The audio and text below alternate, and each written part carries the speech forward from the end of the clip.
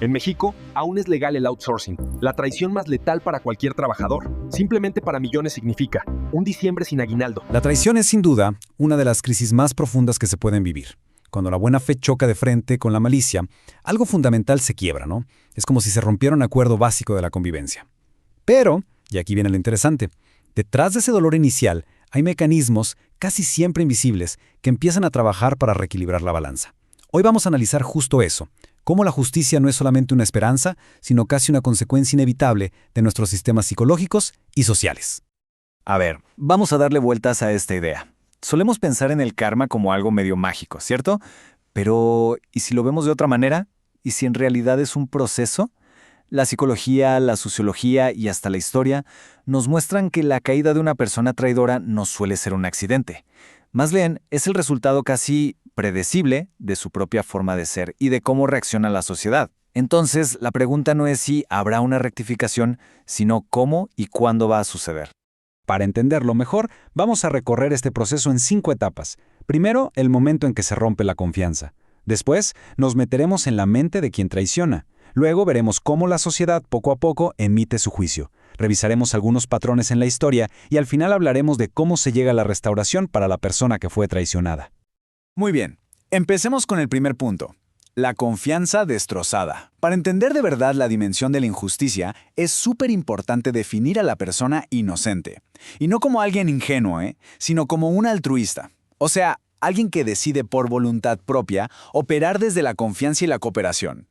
Aquí es donde vemos un choque de mundos, de verdad. Por un lado, el altruista, que invierte en el bienestar de los demás esperando que esa buena voluntad sea mutua, y esto evolutivamente es una estrategia súper exitosa para cooperar en grupo. Pero, ¿qué pasa cuando se topa con un depredador social? Alguien que ve el mundo como un juego donde para que uno gane, otro tiene que perder. Bueno, pues esa buena fe se convierte en su mayor vulnerabilidad. Sencillamente no están jugando con las mismas reglas.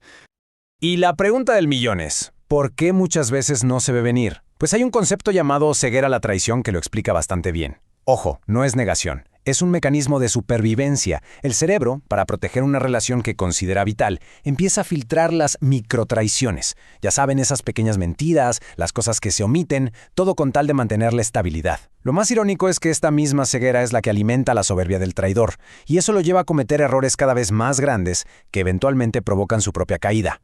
Ahora, cambiemos de perspectiva. Vámonos a la del traidor. Porque su castigo, muchas veces, no viene de afuera. Empieza adentro. La justicia, en gran medida, es simplemente ver cómo maduran sus propias patologías. Casi siempre los perfiles de quienes traicionan caen en lo que se conoce como la tríada oscura. Primero, el narcisismo, esa necesidad constante de admiración. Luego, el maquiavelismo, ver a los demás como si fueran piezas de ajedrez que se pueden mover a conveniencia. Y finalmente, la psicopatía, una falta total de empatía y remordimiento. Lo que hace tan inestables a estos perfiles es que, al usar a todo el mundo, se condenan ellos mismos a un aislamiento profundo. A la larga, simplemente no tienen esa red de apoyo que el altruismo sí construye. Y el mecanismo central de su autodestrucción es algo llamado colapso narcisista. Piénsenlo así.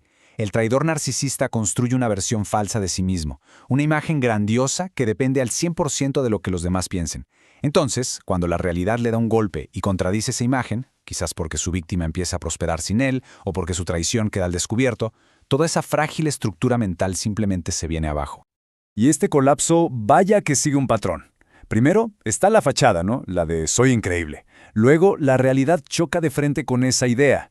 Esto provoca una vergüenza y un enojo tóxicos, que al final lo llevan a conductas autodestructivas, adicciones, gastos sin control, agresiones. Es básicamente una implosión que no se puede evitar. Y hay otro factor clave, el agotamiento mental. Es que mantener una red de mentiras consume una cantidad de energía brutal. Usar tácticas como el darbo, que es negar, atacar y revertir los papeles de víctima y ofensor, puede funcionar al principio, pero es agotador. Con el tiempo, esa fatiga mental lleva a cometer errores, a contradecirse, a reaccionar de forma exagerada.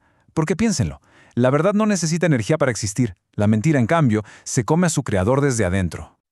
Ok, ahora abramos la toma. Dejemos al individuo y veamos el panorama completo. Las comunidades humanas, en cierto modo, funcionan como un sistema inmune social. Están diseñadas para detectar y eventualmente aislar a aquellos que ponen en peligro la confianza del grupo. Aquí es donde entra un concepto psicológico muy interesante, la hipótesis del mundo justo. Es esta idea que tenemos de que la gente recibe lo que merece. Al principio, esto puede ser muy injusto para la víctima, porque la gente trata de encontrarle una razón a su sufrimiento, como si algo habrá hecho. Pero a la larga, este mismo mecanismo se convierte en un arma letal contra el traidor. Cuando la evidencia de la injusticia ya es innegable, esa misma necesidad de que el mundo sea justo exige que el culpable pague, para que el grupo recupere su equilibrio. ¿Y el resultado? Pues es una especie de muerte social. Una vez que alguien se gana la etiqueta de desleal, se activa una cuarentena invisible. De repente, las oportunidades de negocio se secan, las alianzas se rompen, las relaciones se enfrían. El traidor quizá ni entiende por qué su vida se estanca, pero es la respuesta silenciosa del colectivo a su historial. La sociedad simplemente deja de cooperar con esa persona. Pero este patrón no es para nada nuevo, ¿eh? La historia está llenísima de ejemplos que nos demuestran que la caída de quien traiciona es un arquetipo que se repite una y otra vez. Pensemos en Robespierre, por ejemplo. En la cima de su poder traicionó los ideales de la revolución y, peor aún, a sus propios aliados, mandándolos a la guillotina. ¿Y qué pasó al final? Que la misma máquina de paranoia y muerte que él mismo perfeccionó se le volteó. Terminó guillotinado por su propio sistema. Una justicia poética casi perfecta. Y este patrón lo vemos por todos lados. Benedict Arnold, que traicionó a George Washington, sí, le pagaron, pero murió despreciado y solo en Inglaterra. O Bruto, que al traicionar a César no liberó a Roma, al contrario, la hundió en una guerra civil que terminó con él suicidándose. ¿O qué tal Pierre Cauchon, el obispo que condenó a Juana de Arco? Su nombre quedó manchado para siempre como sinónimo de corrupción. La historia, a la larga, no olvida. Y con esto llegamos al último punto.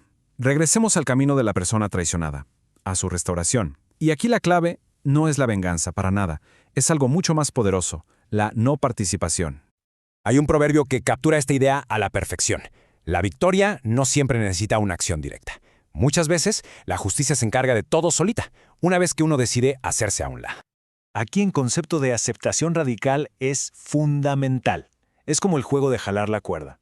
Mientras la persona traicionada sigue jalando, buscando explicaciones, pidiendo justicia, le está dando al traidor algo contra qué resistir.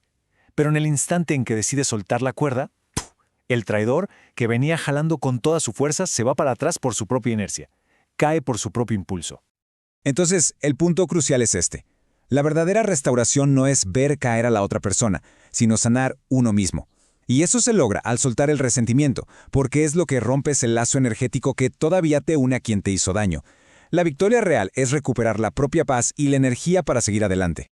En resumen, todo este análisis nos lleva a una conclusión bastante potente.